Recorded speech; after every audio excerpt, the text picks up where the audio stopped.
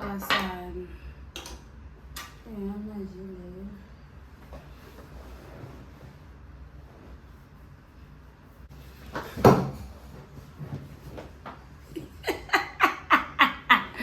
This is unserious.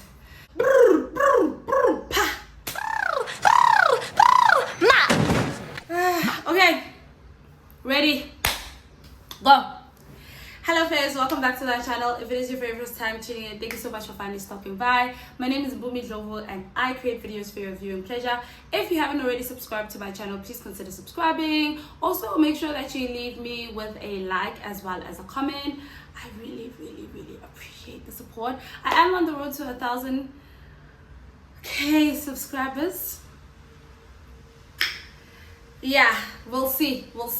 Anyway, so this video is part of my mini series. This is episode two of my mini series called I don't even have a title for it. Do I have a title?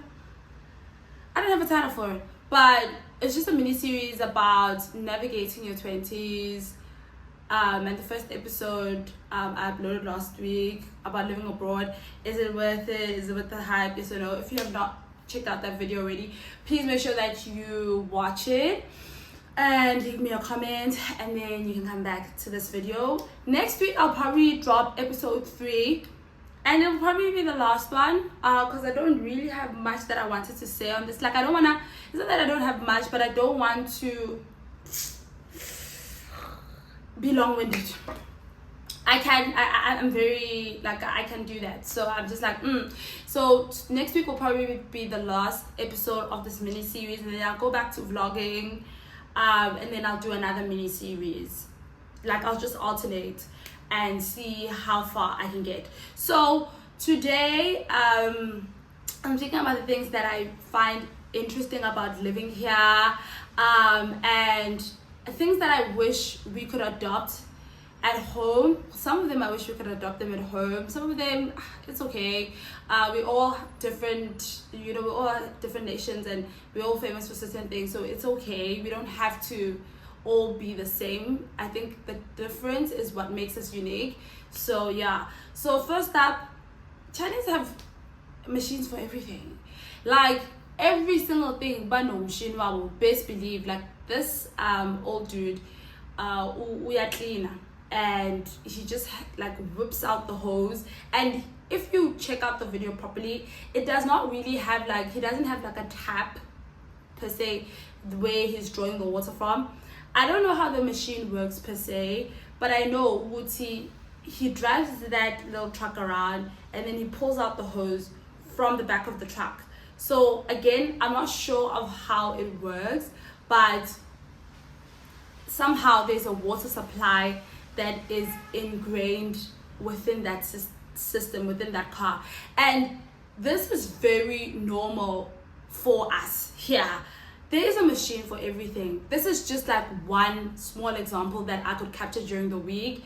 I've seen also, even with the streets, like, I used to have videos of that. I don't have anymore, unfortunately, where a truck would just go by and there would be water like splashing out at the bottom. That is so normal for us. Like, they clean the streets with that. There is literally a machine for everything. It's such an efficient country, and they're all about convenience. Everything here is all about convenience, which brings me to my second point. Having deliveries at your door. This is not something that's particularly unique to us. I mean, you can get deliveries even at home, right? But one thing I love about being here is that you can get your stuff delivered literally in 2 to 3 days. It's very efficient, right? And I love that. Like, things get delivered to your door, and I mean every single thing. Like, I don't know when was the last time I went to the grocery shop or the grocery store per se, like in store, and buy things by myself. Like, even the smallest things, like even mpilo onion is today, I can literally just order it on my phone and it will be here in like the next 15 to 20 minutes. That's just how it is. Everything is done on your phone, and I think that's the reason why also people here are always on their phone. Like, we are chronically online, but it's because everything happens on your phone. So you can order food on your phone, if you wake up tomorrow and you realize with ish, I don't have bedding, which is like this one I really like. This is like the biggest plus. When you move here and you don't have what's this, like stuff for the house, you know, your utensils. What? Bro, what are you talking about? Cutlery, you know, small things that you need to get by, and you just arrived. You can literally order those things at the supermarket and they will come to you. It's great. It's an efficient system. It works because, like, I'm not good with directions, I'm not good with navigation. Shop where I can see granted, here any shop that you walk into, you can almost find everything because that's how they set things up. But it's really nice to just know that you don't have to go to the shop in order to get something. You can just order it online, and it goes for everything. Like, there's nothing I don't order online. I think it's also great for people who suffer with anxiety because you don't get overwhelmed thinking, I have to go to the shop, I have to do this, I have to do that. You know, it's amazing. You can just order everything online and your packages get delivered to your door, and you can, with the same energy they come, is the same energy that you can use for you to take them back. Because sometimes you order something, it's not what you ordered, it's not what the doctor ordered. Then you can just have it, you can have the SF person come fetch the stuff, take it back, and then they bring you another thing. And also you can send stuff to your friend, right? You can send stuff to, like, interprovincially. You can send, like, there's a friend of mine, it was her birthday this past week, and I got her something. I wanted to check it out to see if it's what I had ordered. Like, I wanted to confirm. It came to my house within 2 days, literally. And then I sent it to her using SF Express. I sent it today. She got it the following day, just before 12. It's possible, and it's really good. Even if you have things to send, like ASAP, you can literally have those things sent. I sent a couple of things for my mom back at home. A friend of mine is going home, like, she's leaving. I think she left last night, and I sent the stuff to her. I had them delivered to my house to check if everything is in order, and I literally sent the stuff to her. She received it in 2 days, and now she can take them home with. So it's amazing. I can go on and on and on about how efficient it is. It's just, it works. Next thing, if you use a bike, if you use a scooter, you can actually, like, plug your scooter, because I can see, what is it? Scooters, they're electric, so you can, well, the scooters here are electric, so what you do is you can just plug them anywhere, and then you can pay. There's an option to pay, and then you can charge your scooter while you're at work. So this arcade that I'm showing you in this video is M17. It's on my way to work, literally. So if I used a scooter, for example, that's where I would park. It's at the parking lot, right? And it's like it's like an open place. Anyone can just park their scooter, plug it in, and then charge it while they're at work or while they're doing something else. And I think it's so convenient because, number one, scooters are reasonably priced. So I think it's about 3 to 5 kwai to charge a scooter. It can go up to 10 kwai, but I know that scooters are reasonable in terms of you charging them. Like, the amount that you pay to charge them is very reasonable, and it also depends on the amount of hours you're gonna charge it for. These things are everywhere. So even at this complex where I stay, if I had a scooter, I would be able to charge it downstairs.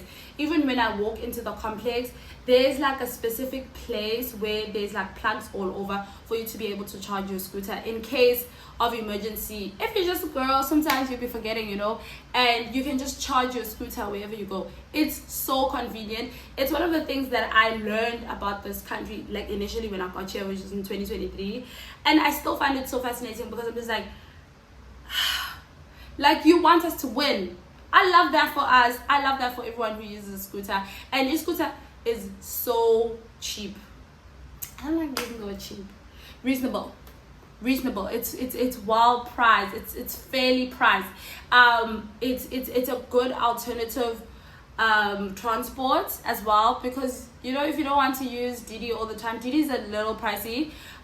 You can just use your scooter. Your scooter, you can charge it for, it can last for 3 days. So you can basically spend, let's say if you're spending, let's say you're spending 5 to 10 kwai. Let's say you're spending 10 kwai to have it fully charged. That battery will last you for 3 days. So if you work 5 days a week, then that means you'll spend more or less 20 kwai or 15 kwai. Okay, these are not exact amounts. These are just estimates because I don't use a scooter, so I can't give you like an accurate amount. But this is so reasonable still compared to you using a Didi, because Didi will charge you about maybe 13. It charges me 13 kwai for a single trip to go to work, 13 to come back daily.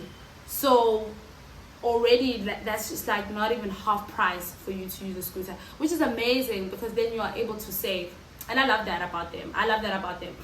Moving forward, another thing that I like is being able to use Alipay, WeChat to pay.